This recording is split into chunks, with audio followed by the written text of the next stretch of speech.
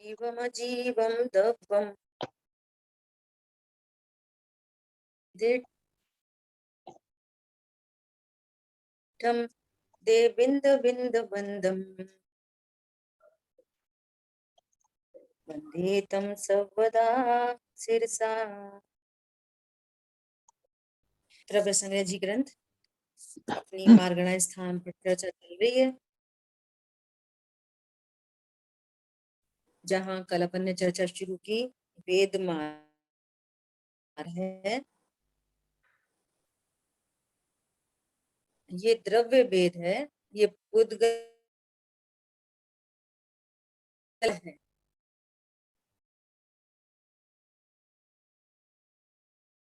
वो उस विकार का नाम यहाँ पर स्त्री वेद, पुरुष वेद, ठीक है। देखो कल अपनी स्त्री वेद की चर्चा हो गई थी। अब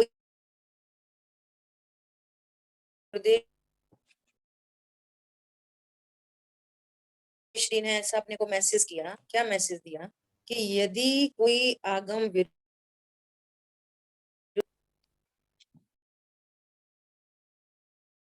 पारखी बने, सबसे पहले तो हम अपनी इतनी तैयारी करें कि जितना हमारा तैयार हो, और यदि वही स्यादवाद वीतरागता की पोषक के बिना यदि हमें कोई कथन मिलता है, कोई कहता है ना, तो वो लौकिक एग्जाम्पल दिया है कि किसी गाली दे और पुत्र चुपचाप रह जाए तो उसको लोक में भी अच्छा नहीं माना जाता। ऐसे यहाँ पर कह रहे हैं, कोई असत्य प्ररूपणा सुने और उसको ऐसा विकल्प नहीं आए,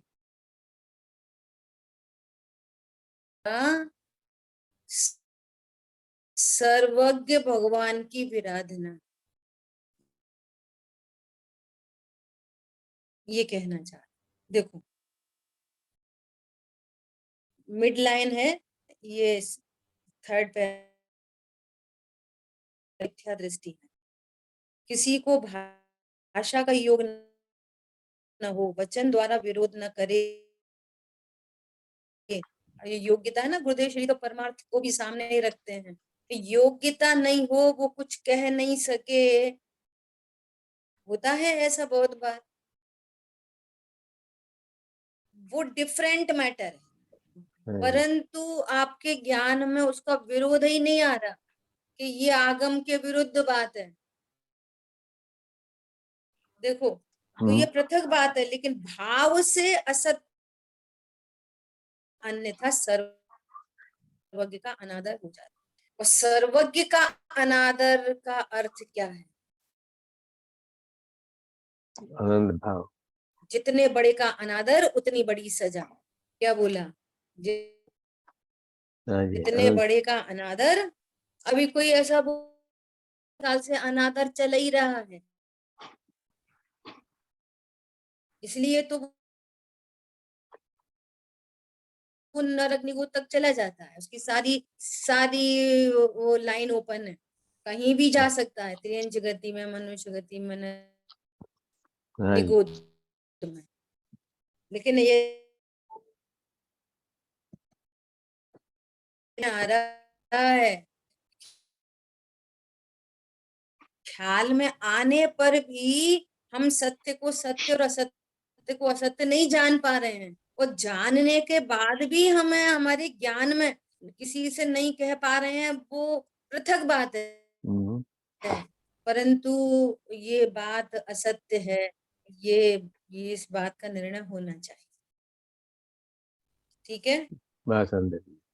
देखो ऐसी बहुत, टोडरमल जी ने, अपन एक दो एग्जांपल देखते हैं, सैंपल, जैसे टोडरमल कषाय से, तो समझने वालों ने ऐसा अर्थ निकाल लिया कि कषाय से बंद होता है, मिथ्यात्व से नहीं। बोलो तो अब क्या करोगे, क्या करेंगे? अरे हम उससे बोले नहीं बोले, लेकिन हमारे ज्ञान में तो ये चलना चाहिए ना कि ये जब करणान योग से देखेंगे कि मिथ्यात्व से बंद हो रहा है, तो मिथ्यात्व से बंद नहीं होता, ये वाली बात तो आगम के विरुद्ध हो गई ना। समझ आई बात? ऐसे बहुत लोग ऐसा कहते हैं चौथे गुण नाम की क्या है, अविरत सम्यक दृष्टि नाम ही चौथे गुण स्थान का। सम्यक तो बिना शुद्धोपयोग के हो जाता है, जब सम्यक तो होगा बिना शुद्धोपयोग उपयोग के, तो प्रत्याख्यान प्रत्याख्यान भी चली जाएंगी, सातवें में भी शुद्धोपयोग की क्या आवश्यकता है। ऐसे ये न्याय से, लॉजिक से हमारे हमारे ज्ञान में यथार्थ वस्तु स्वरूप भाषित होता है, और यथार्थ के विरुद्ध बोलने वाले के प्रति हमारी न रिस्पेक्ट होती है, उसके प्रति द्वेष भी नहीं होता, परंतु हमारा ज्ञान ये स्वीकार कर लेता है कि ये आगम के विरुद्ध बात है, हम किसका बोलबाला है, मेजोरिटी कहाँ पर है, इससे कोई लेना देना नहीं। ठीक है, देखो पुरुष वेद फिर वापस क्या है? मुख्यतः निर्णय की ही बात कर रहे हैं ना, हमारा निर्णय। हाँ, बाकी हम उसके और करेंगे तो भी हमारा लक्ष्य भी छूट जाएगा, क्योंकि हमारा भी ज्ञान पर व्यवस्थित नहीं है। तभी गुरुदेव जो बोलना है बोल लो, वो बोलेला भगवान से। इसी तरह से निर्णय पर हमें जोर रखना है, बराबर। ऐसा अपने ज्ञान में तो लीस्ट टू लीस्ट, आपके ज्ञान में तो ये विपरीत बात है, ये अपने ज्ञान में आना चाहिए, एक बात। दूसरी बात, यदि कल भी ये एग्जाम्पल आ गया था क्या, यदि 5 लाख का नुकसान पुत्र करे, भाई करे, तो हम ऐसा नहीं कर लगाते कि भैया इसकी योग्यता हम क्या करें, ऐसा फॉर्मूला हम वहां नहीं लगाते। वहां तो एन केन प्रकार वो 5 लाख बचाने की पूरी कोशिश करते हैं। समझ में आ रही है? और यहाँ देवशाह गुरु की बारी आती है तब भैया जीवों की योग्यता, तो ऐसा दुरंगी नीति काम नहीं करती ऐसा। ठीक है, हाँ जी।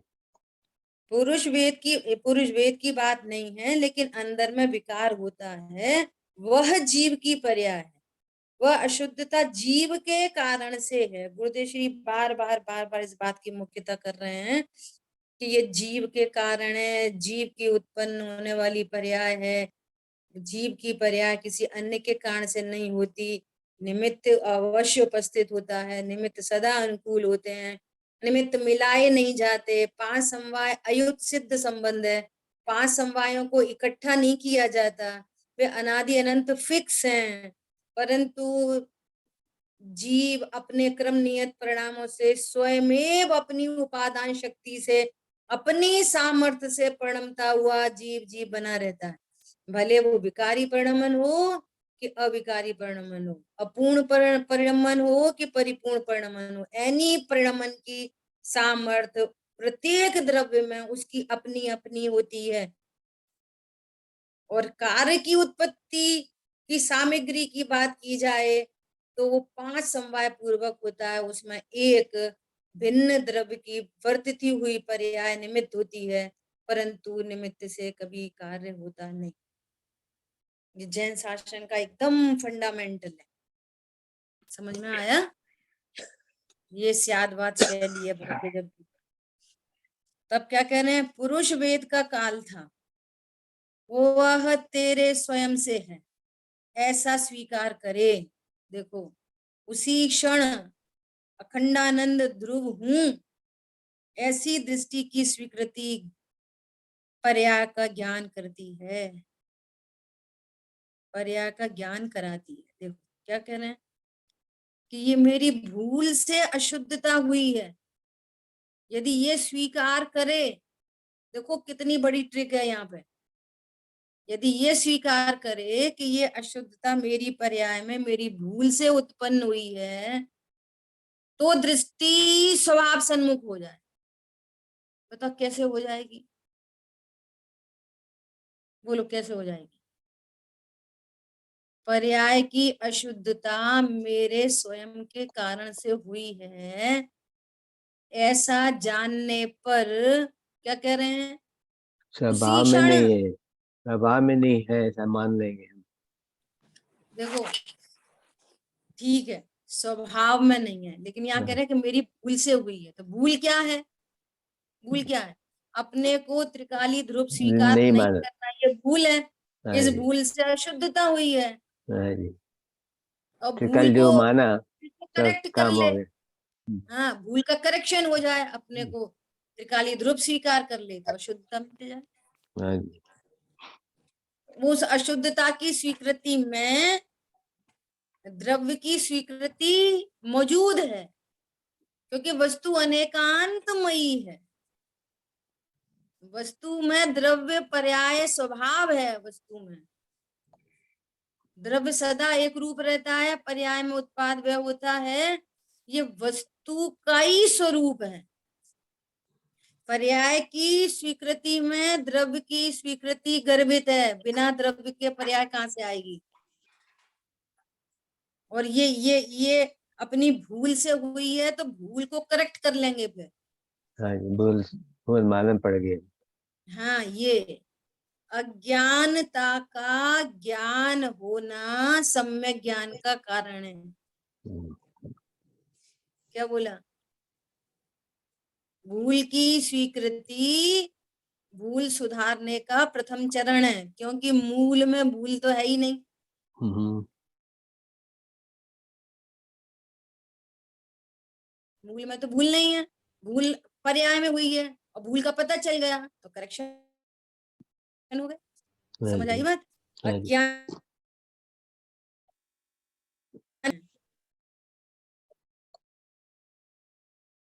लेकिन पूर्व के कर्म एक साथ उदय में आए, इसलिए ऐसे भाव होते हैं। लेकिन यह बात बिल्कुल गलत है। क्या बोल रहे हैं भैया? कर्म के उदय में वेद का शाह का भाव उत्पन्न हुआ है। बोलो कैसे न्याय करोगे? समय सार जी में तो हम यही पढ़ रहे हैं कि कर्म के उदय में परिणाम होते हैं। भैया निमित्त का ज्ञान कराया है, कर्म कराता नहीं। बोलो परिणति स्वभाव सन्मुख हो और कर्म का उदय हो, तो वेद का शासन करा सकेंगे वे कर्म का उदय?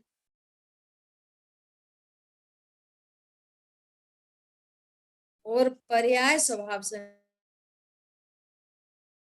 हो, तो वेद कषाय का भाव उत्पन्न हो जाएगा। बोलो,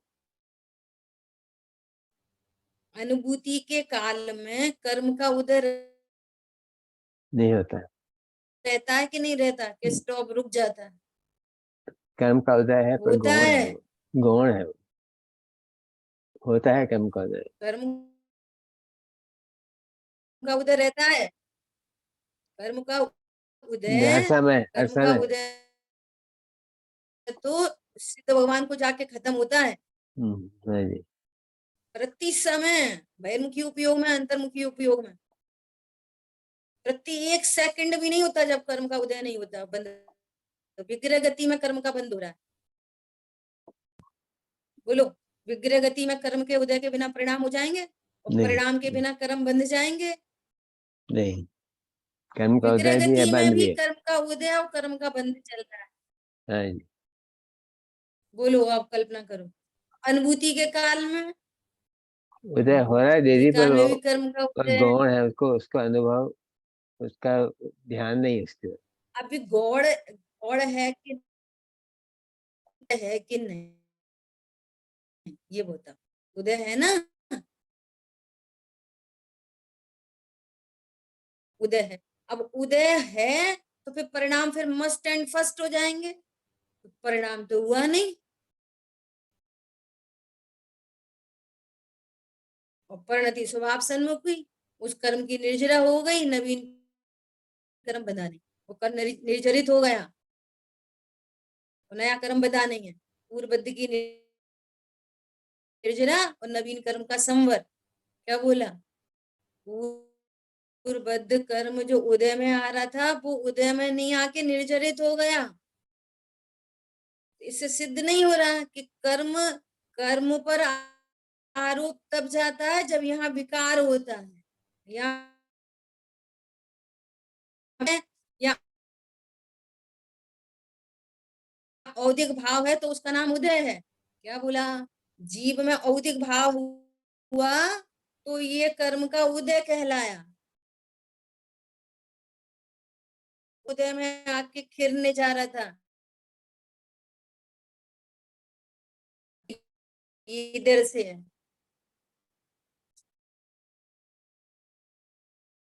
कर रहा था जीव की के उदय पर आरोप चला जाता है।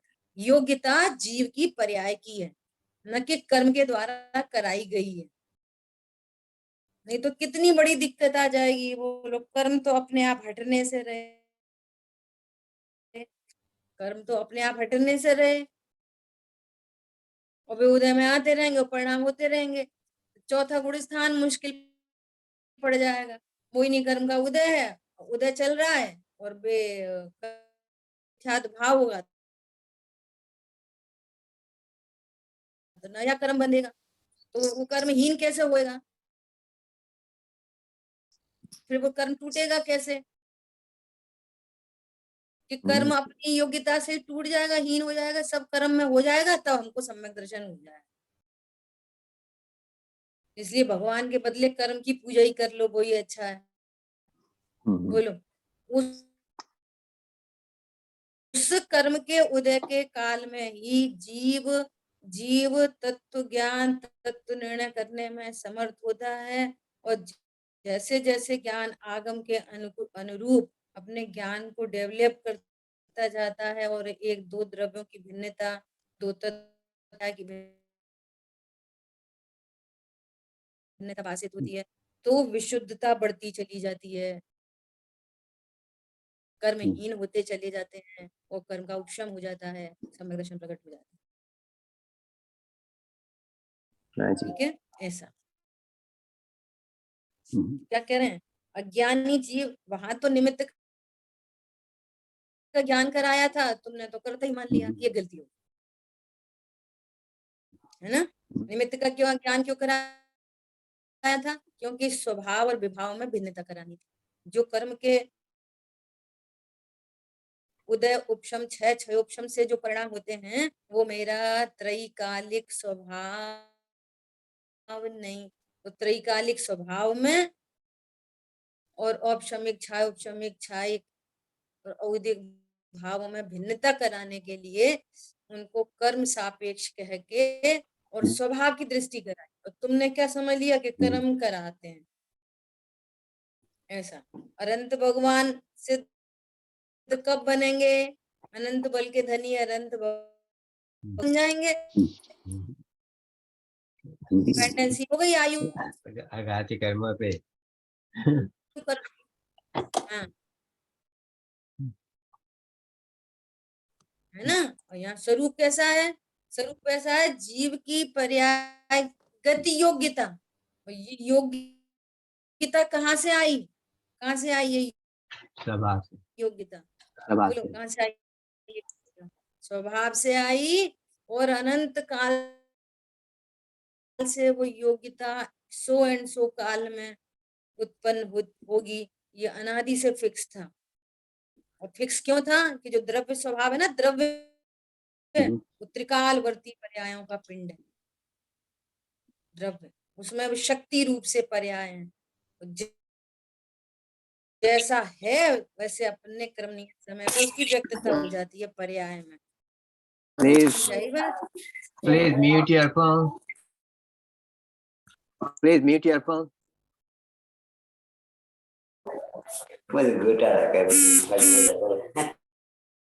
दीदी अनम्यूट कर लीजिए, है ना? तो क्या क्या बोल रहे हैं कि वेद के परिणाम पर्याय में व्यक्त हैं। जो व्यक्त है उसकी स्वतंत्रता नहीं भासती, उसको अव्यक्त भान नहीं हो सकता। वेद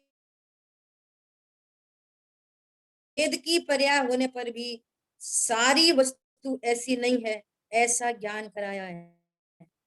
क्या ज्ञान कराया है? भले अवस्था में वेद की पर्याय, परंतु वस्तु स्वरूप कैसा है, शुद्ध वस्तु तत्व कैसा है, जीव तत्व कैसा है, परंपरा में, है ना, उसका यहाँ पे ज्ञान कराया जा रहा है। यहाँ दीदी दृष्टि के विषय में ज्ञान की मुख्यता, इसलिए ज्ञान ही प्रत्याख्यान है।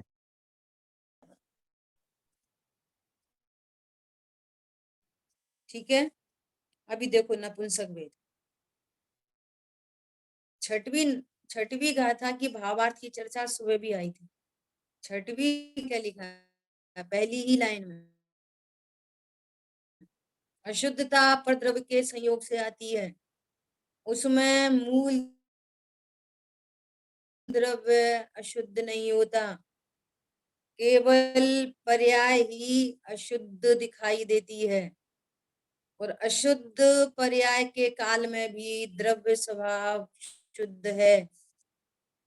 ऐसी लाइनें स्टार्टिंग की लाइन है। बोलो किसी के पास है समय सार जी? अभी कोई सुना सकता है? ये स्टार्टिंग की 2-3 लाइन है। ऐसा क्यों है? ऐसा कि पर्याय में अशुद्धता होने पर भी द्रव्य स्वभाव शुद्ध मौजूद है। क्यों? क्योंकि वस्तु द्रव्य पर्यायात्मक है और द्रव्य स्वभाव अनादि अनंत शुद्ध है, और पर्याय का विकार उस द्रव्य की पर्याय की योग्यता है, और उसमें परद्रव्य निमित्त है। परद्रव्य उस द्रव्य की पर्याय को उत्पन्न नहीं, सापेक्षता में निमित्त की मुख्यता से कथन जरूर होते हैं, पर उस कथन को आशय समझना चाहिए। निमित्त नहीं कराता है। ये व्यवहार का कथन है कि निश्चय का कथन है? ऐसा दो द्रव्यों के बीच में कभी कर्ता क्रम संबंध नहीं होता। यहाँ तो द्रव्य और पर्याय में भिन्नता बता रहे हैं। बोलो, द्रव्य के पर्याय के कारण पर्याय नहीं होती, ऐसी स्वतंत्रता बता रहे हैं। द्रव्य के कारण पर्याय नहीं होती, तो अन्य द्रव्य के कारण कौन सी पर्याय होती है? कोई बता सकता है द्रव्य के कारण पर्याय क्यों नहीं होती? हालांकि पर्याय एक दो तो बार अपनी चर्चा हो चुकी है ये इंडिपेंडेंट पूर्व में। स्वतंत्र रूप से प्रकट होती है, उसके स्वयं के षट कारक। द्रव्य के कारण पर्याय क्यों नहीं होती? बात ये है। द्रव्य तो सदा शुद्ध है और पर्याय कभी हम्म, शुद्ध और कभी विकारी होती है, तो वो भिन्न भिन्न ये स्वतंत्रतया परिणमित होती है। ये द्रव्य शुद्ध है और पर्याय कभी शुद्ध हो रही कभी अशुद्ध हो रही, नंबर एक। दूसरी बात, द्रव्य सदा एक रूप है, एक रूप द्रव्य से एक रूप पर्याय होनी चाहिए, और पर्याय तो घटती बढ़ती रहती हैं, अदलती बदलती रहती हैं, कम ज्यादा होती है। तो इससे पता चल रहा है कि पर्याय अपनी योग्यता से होती है, उसका कारण भी, उस पर्याय का भी कारण द्रव्य नहीं। लेकिन कभी जिनागम में स्याद्वाद शैली में पर्याय का कारण द्रव्य को कहा जाता है। उसका क्या औचित्य है? अन्य द्रव्य की नास्ति करने के लिए। जब ये कहा जाए कि पर्याय से ही द्रव्य हो, द्रव्य से ही पर्याय होती है, 100 द्रव्य से 100 पर्याय होती है, उसका क्या अर्थ है? अन्य द्रव्य के कारण नहीं होती, अन्य की नास्ति के लिए उस द्रव्य की कह दी। समझ आई बात? द्रव्य द्रव्य और पर्याय में भेदियान कराने के लिए, पर्याय की स्वतंत्र योग्यता बताने के लिए, और पर्याय की स्वतंत्र योग्यता होने पर भी द्रव्य सदा एक रूप रहता है। ये पर्याय का लक्ष्य छोड़कर द्रव्य को मैं पने से स्वीकार करो, तो पर्याय की स्वतंत्रता बताते हैं और द्रव्य को आदरणीय बताते हैं। द्रव्य रूप कर सर्व थिर, पर जय थिर है कौन, द्रव्य दृष्टिया पालको पर। ठीक है, इसलिए गुरुदेव श्री यहाँ पर कह रहे हैं, क्या कह रहे हैं? वेद के परिणाम पर्याय में व्यक्त हैं, ये बात चर्चा होगी। देखो अब नपुंसक वेद, स्त्री और पुरुष दोनों के साथ, बोलो, है ना, वह कर्म के कारण से नहीं। कर्म के कारण जब भी कहा जाए तो विभाव और स्वभाव में भेद विज्ञान कराने का पर्पज है, बस इतना समझना। वह विभाव जीव के कारण से होता है। उसी समय त्रिकाली भगवान अव्यक्त अवेदी अंदर विराजता है। ऐसी श्रद्धा करने के लिए यह बात कही है। ऐसी श्रद्धा करना कि पर्याय में जिस जिस समय स्त्री वेद पुरुष वेद नपुंसक वेद के परिणाम है वो अपनी योग्यता से हैं, पर द्रव्य के कारण से नहीं हुई, कर्म के कारण से नहीं हुई, किसी अन्य को देखकर विकार नहीं उत्पन्न हुआ। बोलो चरणायोग की शैली में या अपने जैन जैन शासन के अनुयोगों को हटा दो, बाहर की शैली में कैसी कथनी की जाती है। बोलो भैया ऐसे कपड़े पहनते हैं, ऐसा श्रृंगार करते हैं, ऐसे फिरते हैं, इसलिए कोई किसी को अट्रैक्ट करता है, फिर दुर्घटनाएं घटती हैं। तो उसने एक एक द्रव्य ने दूसरे द्रव्य को अट्रैक्ट किया है, अट्रैक्ट कर सकता है, इसने कैसे भी कपड़े पहने हो, कैसा भी श्रृंगार किया हो, कुछ भी किया हो, तो ये एक द्रव्य दूसरे द्रव्य को अट्रैक्ट कर सकता है? बोलो, हाँ, नहीं कर सारा सकते। प्रथमान योग झूठा पड़ जाएगा। बोलो शेर सुदर्शन, कितनी कुछ चेष्टाएं। बोलो सुदर्शन से तुम्हारे तुम्हारे अंदर में विकार है तो ये निमित्त है, ये निमित्त है। इसने विकार, एक द्रव्य दूसरे द्रव्य को विकार उत्पन्न करा। अब ये उपदेश के सब कथन ऐसे चलते हैं बाहर। उपदेश उपदेश है, वस्तु स्वरूप वस्तु स्वरूप है। बोलो रामचंद्र जी और प्रतीन्द्र देव सीता जी का रूप बना के आया, कितने उपसर्ग किए स्त्री जाति के, डिगा पाई सीता का जीव, डिगा पाया रामचंद्र जी को। अरे जिसके अंदर विकार नहीं है तो अन्य द्रव्य क्या करे, और जिसके अंदर विकार की योग्यता ही है तो अन्य द्रव्य ने क्या किया। बोलो ये अन्य द्रव्य नहीं होता तो भी विकारी को तो विकार उत्पन्न होता है। कोई नहीं हो सामने तो भी वो कल्पना लोक में विकार उत्पन्न करता है। बोलो समझ में आ रही है बात? स्वामी को 4 कन्या अट्रैक्ट कर पाई? नहीं कर पाए, नहीं कर पाए। तो फिर एक द्रव्य दूसरे द्रव्य को कर कर सकता है नहीं। लेता है अट्रैक्ट। हाँ विकार होता है वहां पर दूसरे पर आरोप, ठीक है। और उसी समय अंतरंग में क्या कह रहे हैं, अवेदी भगवान विराजता। जिस समय प्रणति में ऐसा घोर विकार है,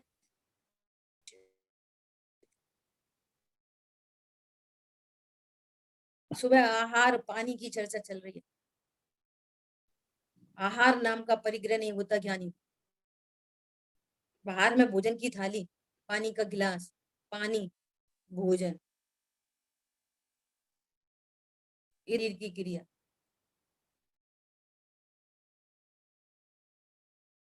है ना। उधर ही पानी पीने का भाव, भोजन करने का तीव्र भाव, जिव्यांद्री पे ही भोजन, जिव्यांद्री पे ही पानी। बोलो भगवान आत्मा कैसे? उसी समय अनाहारी, भोजन पानी हटा के नहीं, ध्यान के काल में नहीं, ध्यान करने बैठे हैं अब अनाहारी है। ओहो जब वो द्रव्य दृष्टि से देखो, वस्तु को उसके स्वरूप से देखो, उस समय भी वो सबका ज्ञाता है, सबका ज्ञाता है, करता नहीं। न भोजन का करता, न पानी का, न शरीर की क्रिया का, न परिणाम का, न जिव्या इंद्री का। बोलो भगवान आत्मा अनाहारी स्वरूप शुद्ध सुरक्षित विराजमान। बोलो कितना अद्भुत स्वरूप है, हटा के मिला के नहीं, काम और अंतरंग में अवेदी द्रव्य स्वभाव, नित्यम कर्म कलंक पंक विकलो देवा स्वयं शाश्वत, शाश्वत देव विराजमान, भगवान आत्मा विराजमान, पर्याय बदले प्रतिक्षण अनंत, मेरा नहीं वो भी अंत, ऐसा ऐसा अविनाशी स्वरूप है, ऐसा अनाहरी स्वरूप है, ऐसा अवेदी तत्व है, ऐसा निष्कषाय तत्व है, ऐसा अशरीरी ज्ञायक है। यह बात कही है, इस प्रकार वेद मार्गणा हुई। वेद मार्गणा वेद मार्गणा चरणान योग के एंगल से पढ़ो, वेद मार्गणा कर्णान योग के एंगल से पढ़ो, और ये वेद क्या कह रहे हैं, वेद का विकार, वेद विकार विकार बताया है, उसका ज्ञान कराया है, किसी अन्य के कारण नहीं हुआ, और उसी समय अवेदी भगवान आत्मा विराजमान है। ये ज्ञान कराने के लिए मार्गणा की चर्चा है। यहाँ शुद्ध जीव वस्तु विराजमान है, इसी काल में। वो पर्याय की ताकत कितनी है, कितनी देर की पर्याय है, कितनी समय की पर्याय है। बोलो कितना महान शासन है, कितना महान शासन है। बोलो किसी को विकार करते हुए देख लो, फिर आप विचार करो आपके ज्ञान में जीवन भर क्या एंगल बना रहेगा। बोलो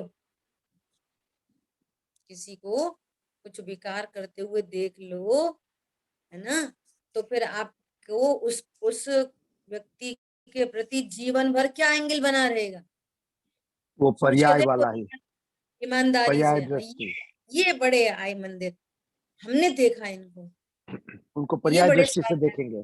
बोलो ये बड़े, ये इन्होंने 10 लक्षण पर मनाया इन्होंने, ये बड़े, कितनी महान दृष्टि है, अद्भुत दृष्टि है। बोलो आप, इस दृष्टि से ही स्वयं को देखना, इसी दृष्टि से पर को देखना, यदि सुखी होना चाहते हो। अद्भुत दृष्टि है ये दृष्टि, कहीं किसी के पास नहीं है, ये इधर ही मिलती है। व्यग्र न हो, क्षुब्ध न हो, चिदानंद रस सहज। या एक्साइटमेंट की बात भी नहीं है, डिप्रेशन की बात भी नहीं,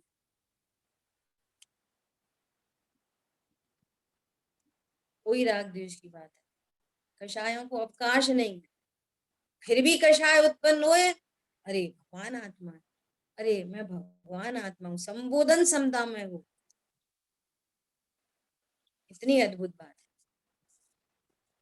दीदी, ठीक है, दुनिया के सब कथन तो निमित्त की अपेक्षा ही होते हैं, हाँ बिल्कुल। परंतु उस समय हमें हमें उनको जो सुना देखा, उसके बजाय अपने को द्रव्य दृष्टि की तरफ ध्यान देना है। बस ये है मैटर, तभी हमारा अच्छा नहीं है। ऐसी दृष्टि से हम सुखी हो जाते हैं।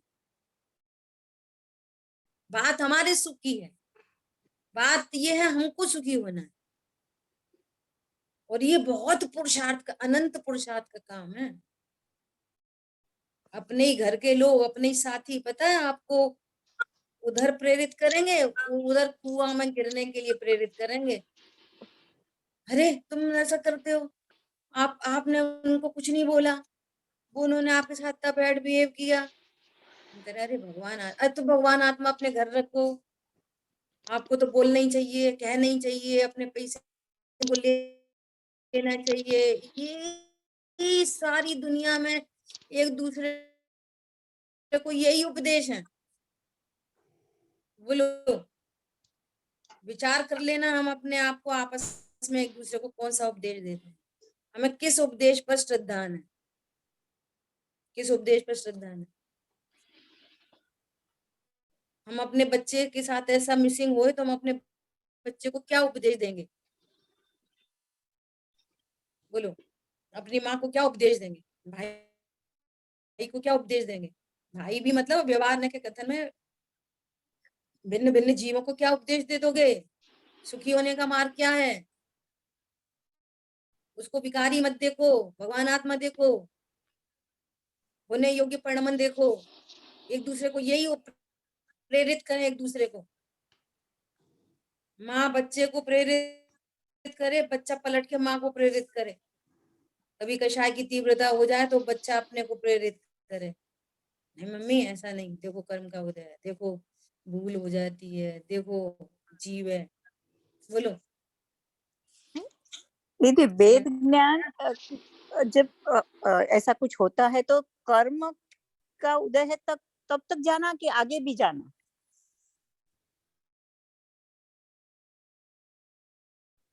कर्म का उदय क्या है? फर्स्ट एड, वो आपकी कषाय को ऊपर भड़कने नहीं देना। लेकिन कर्म के उदय से फिर पार इधर तक आना। कर्म का उदय किस में आता है? शरीर और संयोगों में। लेकिन भगवान आत्मा में वो क्या कर्म का उदय क्या करेगा?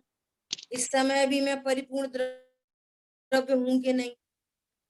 बाहर में तीव्र वेद का परिणाम उत्पन्न हो गया तो भी अभेदी तत्व हूं कि नहीं?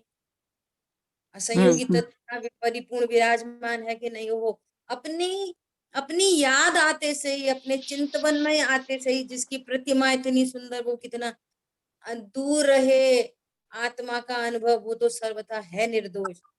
परंतु इस शुद्धात्मा की कथा भी हर लेती है कलमश को। उसके विकल्प में इतना आनंद है, तो निर्विकल्पता कितनी सुंदर।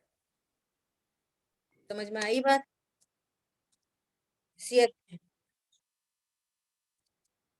ठीक है, तो क्या कह रहे हैं यहाँ? द्रव्य संग्रह में यह बात भाव मार्गणा की है, इसलिए उसको अशुद्ध न का विषय कहा। अब चर्चा आ रही है कषाय मार्ग में। याद आ गई कि कल अपने प्रदीप भाई के घर की पूरी चर्चा चली थी अपन सबके बीच में, है ना? और उन्होंने भी अपनी बात को बहुत सहजता से रख दी। फिर बाद में उनके मैसेज आए हैं। क्या मैसेज आए? कि इट्स वेरी अमेजिंग। क्या अमेजिंग हुआ? आपके यहाँ तो अभी सुबह चल रही है और अपनी क्लास हुई, है ना? और क्लास में और अपन ने उस लोगों से और समाधान लेंगे, कल समाधान करेंगे। और क्लास खत्म होने के आधा घंटे के बाद उनका मैसेज अपने आप ही। बोलो क्या कहोगे इसको? कैसी होना, कैसा कैसा? मतलब आप आगम के परिप्रेक्ष्य में सोचते हो, आप आगम की सुरक्षा करते हो, आगम आपकी रक्षा करता है। पद में क्या होना है? और ये सब किसका फल है? परिणामों का फल है ना? कर्मों की उदय, उत्पीड़न, उपशम, संक्रमण सब होते हैं। ये आगम से प्रसिद्ध है। आपको फल किसका लगता है? आपकी भावनाओं का। उनका मैसेज आया और मुझे बहुत अच्छा लगा कि देखो हो गए, अपने आप ही हो गया। मैंने तो सुबह अभी कोई मैसेज नहीं किया, उनको कुछ भी नहीं कहा, और उन्होंने खुद से रिटर्न कर दी, और उन्होंने कुछ बुरा भी नहीं माना। वो समझ गए कि ये इनका रिलीजन पॉइंट है, भले लोग हैं। तो कोई क्लैशिंग नहीं हुई, कोई रिश्ता नहीं बिगड़ा नेवर के साथ में, और अपना काम बन गया। और अपन को आजीवन के लिए कोई भी काम करने से पहले हमको आगम के अनुकूल सोचना है 100 बार, एक बार नहीं। कषाय के अकॉर्डिंग नहीं थॉट प्रोसेस बनानी बिल्कुल। कुछ समझ में नहीं आए, आगम के अनुकूल सोचो। कुछ समझ में नहीं आ रहा ना, ऐसा करें कि ऐसा करें, ऐसा करें कि ऐसा करें। अभी बेटी का भी फोन आया था कुछ दिन, 15-20 दिन पहले की बात। किसी एक बात पर संशय चल रहा था, ये ऐसा करें कि ऐसा करें, ऐसा करें कि ऐसा करें। तो टेक वन सोल्यूशन, आंख बंद करके। इतना श्रद्धान आगम के प्रति, क्या आगम, आंख बंद करके उसको कर लो। समझ आई बात? आगम से समाधान ले लो। हमने ये वाली बात समझ में रखी होती तो भगवान इसका क्या आंसर करते, व्हाट टू डू। और ये जो घटना घटित हुई है, मैं आपको क्यों सुना रही हूँ ये वाली बात, उनकी वाली बात आपको क्यों कह रही हूँ, इससे हमारा श्रद्धान और दृढ़ होता है, मजबूत होता है। क्या बोला? और मजबूती आती है अपने श्रद्धान में। यदि हमारा थॉट आगम के अनुकूल है तो 100% हमारी सुरक्षा होनी है, अंदर बाहर दोनों तरफ से। परिणाम बहुत ज्यादा बिगड़ेंगे नहीं, और बाहर में देह में कोई ऐसा संयोगों में ऐसा कोई विपरीत परिणाम होगा नहीं। फिर भी कदाचित हो कोई पूर्व के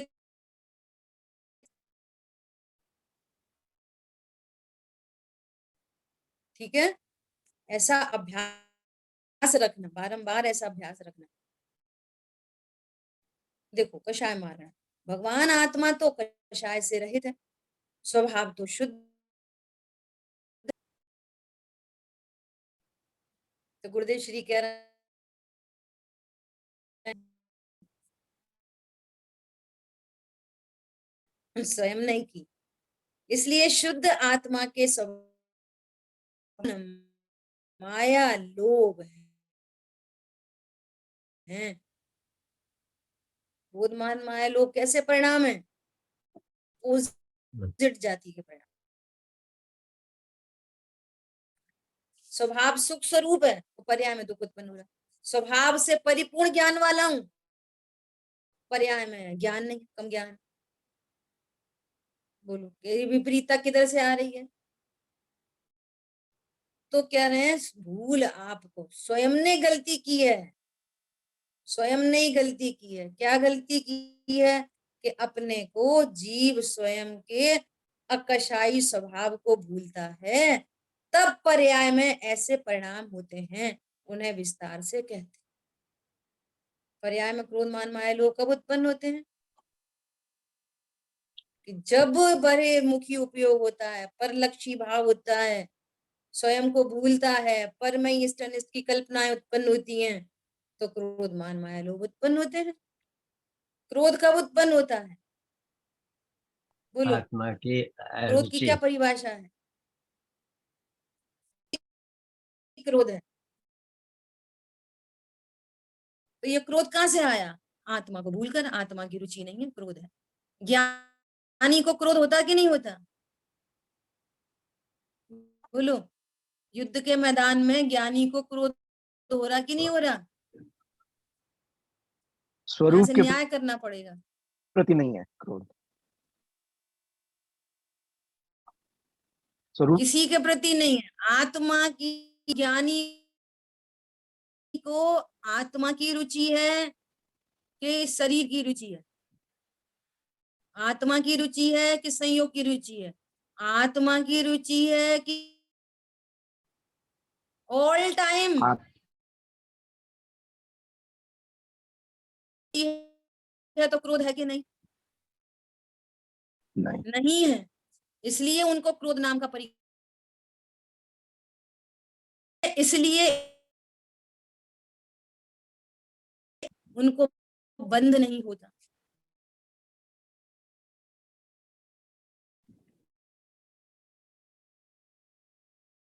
वे और बड़ा जानना, मैं बड़ा हूं, इसे के बल पर बड़ा होता है कि छोटा होता है? मैं छोटा न बड़ा। होता है ध्रुव वीतरागता से बड़ा होता है कि राग? कुछ नहीं होता वैसा वैसे। अब वो अपने को परिपूर्ण जानता है और मैं किसी से छोटा बड़ा नहीं होता। नहीं है, नहीं है। माया वो है ना, यही वे तो पूर्व के अपराध का फल है, और वो वर्तमान का अपराध नहीं है। ज्ञानी को वर्तमान में आत्मा की रुचि है, वर्तमान में अपने को परिपूर्ण जानता है, किसी से छोटा बड़ा नहीं नहीं जानता। वर्तमान में कोई मायाचारी नहीं है, भी गायक है और मानता भी गायक है। और शरीर आदि कहे तो भी अपने को गायक जानता है, और किसी पर और पर्याय का लोभ नहीं है।